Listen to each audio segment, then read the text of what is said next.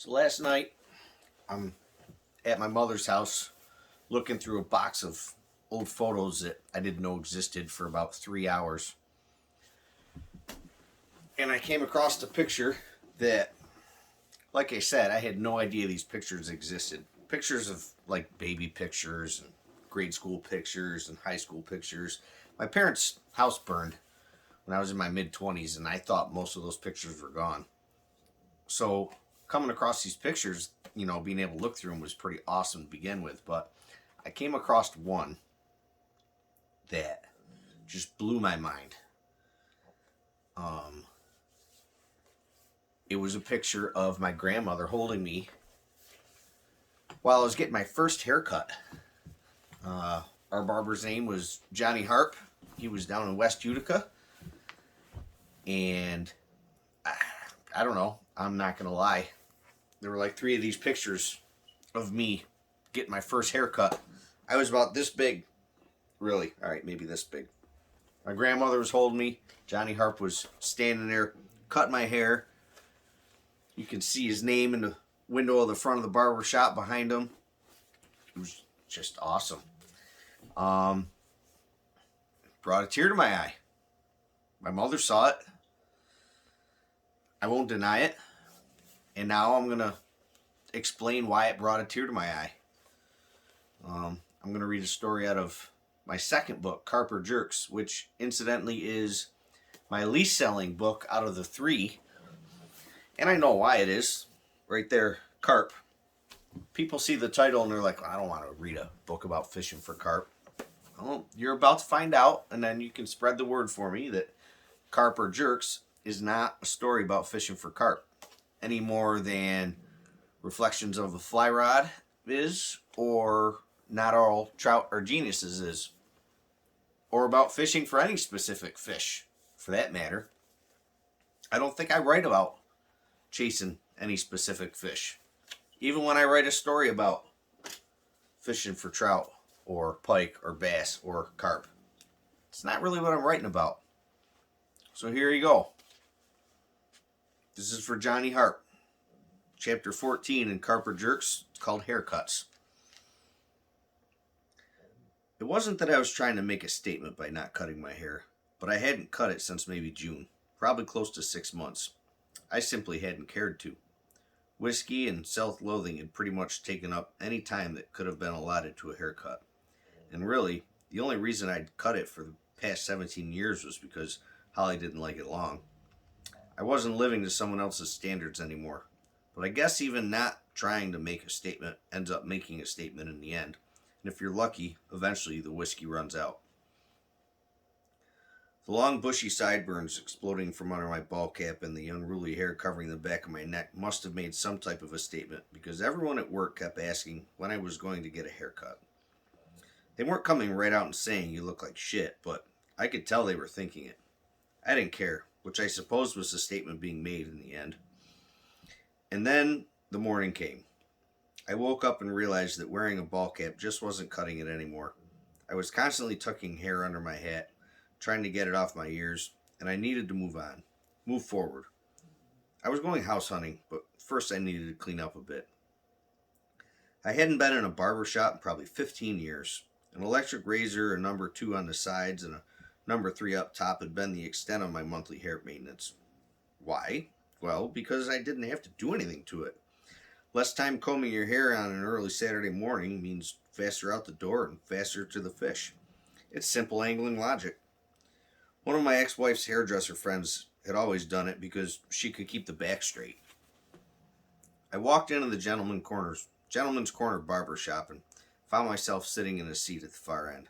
A friendly barber in the black apron with brown apron straps named Vic introduced himself in a way that the current and up-and-coming generations seem to have forgotten or have simply just never been taught. A handshake and a smile, Vic moved a little slow and stiff and told me how it seemed harder and harder to get up out of a chair these days. But once he was up, it was all fine. A younger barber walked in and handed him a cupcake and said, "Happy birthday, Vic," and he smiled. I liked Vic. He reminded me of my barber when I was a little kid. Johnny Harp had a barber shop in West Utica. I can remember going there when everything looked huge to a little boy, not even in kindergarten yet.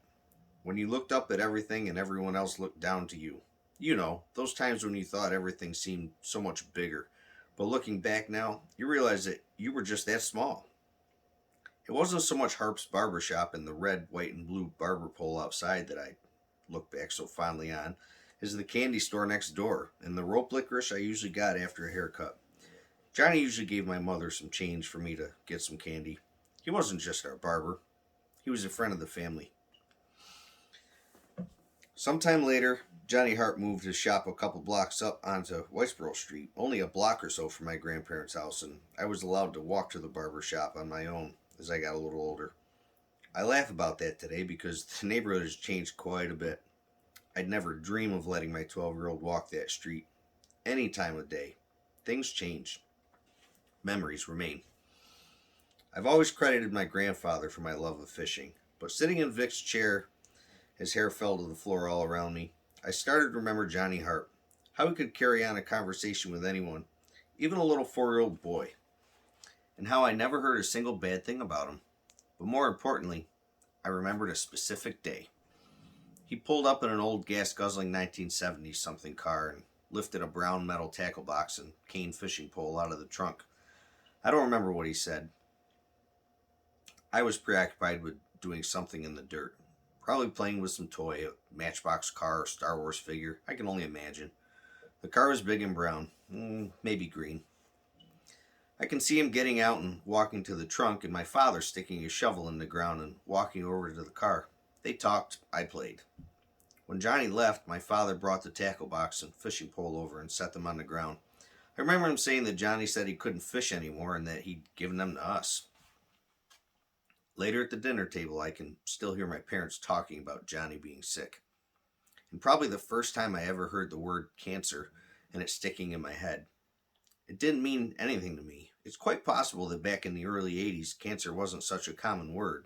But then again, I suppose it's also quite possible that it's just like looking back and thinking everything looked bigger back then. When you're a little kid that hasn't learned anything about life yet, looking back, things were just very different. Like the word cancer then compared to when I hear it today. Today I hear it all the time. Everyone gets some form of it. Some ridiculous number like 1 in 3 people. Sitting in Vic's barber chair brought me back to a time when men were polite and shook hands and sealed deals. They looked you in the eye and told you what they thought. They had pride in what they did, and even if they didn't, they knew someone had to do it. They trusted another man to put a straight razor to their face and never thought twice about it. And when they learned their time was coming, they gathered up their fishing tackle and they gave it to a friend, knowing that they had sons and that fathers are meant to take their sons fishing. As I got older, my brothers and I emptied that tackle box little by little until there was nothing left. The old cane spinning rod stood in the shed corner unused, collecting dust. I don't even think I ever realized where it had come from. Somehow, Johnny's memory had all but escaped my mind by the time I hit my high school years. The irony in that is by the time I just barely scraped my way through the 12th grade, my hair reached past my shoulders. Johnny Harp had been gone for a good many years. He wasn't cutting my hair, but he was right there every time I rummaged through that metal box for worm hooks or an old lure. I bought a house. I'd been looking in the country but couldn't find anything I could afford. I looked about a half hour north but couldn't find anything that the bank was willing to give me money on. I eventually settled on a house right at the bottom of the street for my boys. The idea of having to see my ex-wife drive by all the time was a hard pill to swallow, especially considering I'd be seeing her in someone else's pickup truck.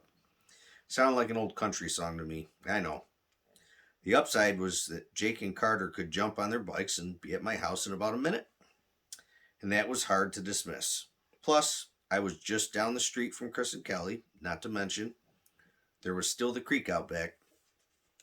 While I was moving stuff in, I realized that in a large bunch of old fishing rods I had standing in the corner, I had Johnny Harp's old cane fishing rod.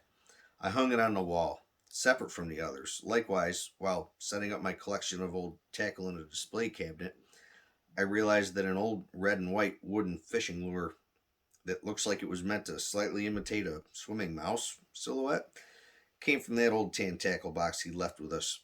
It was the only lure to survive me and my 2 younger brothers, excursions to the pond next door when we were kids. Then I realized I even had the tackle box itself. Today it's packed with excess fly tying materials.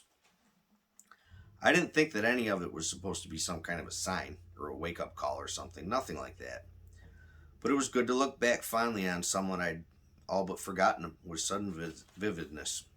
The world needs more barbers, and I don't mean the kind that can turn a mop into a fashion statement.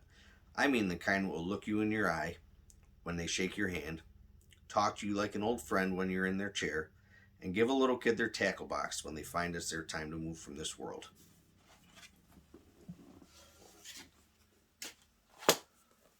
So finding those pictures of me and my first haircut with Johnny Harp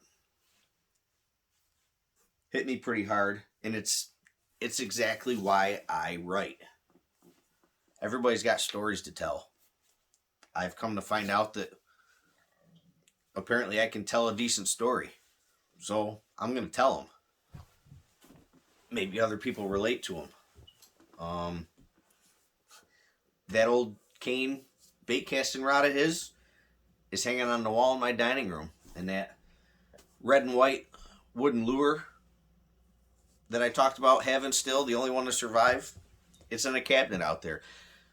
The only reason that lure survived me and my brothers and my sister was because we fished a small bass pond next to our house. And we weren't going to fish this big red and white 2 treble hook wooden thing. It was, to us, it looked like it was nothing that would ever work for bass. It probably would have caught bass, but I think it was really like a topwater pike lure back in the day. That's why Johnny Harp would have had it. And it's this stupid red and white wooden thing. So it survived because we never used it. And I got them both here in the house. And now I've got this picture to put with it all. And I think it's pretty cool. So that's it. There's a story out of Carp Are Jerks now. I don't know. Maybe the next one will be out of the new book. I kind of enjoy doing this. So until whatever the next one is, make sure you always remember to call in sick and go fishing.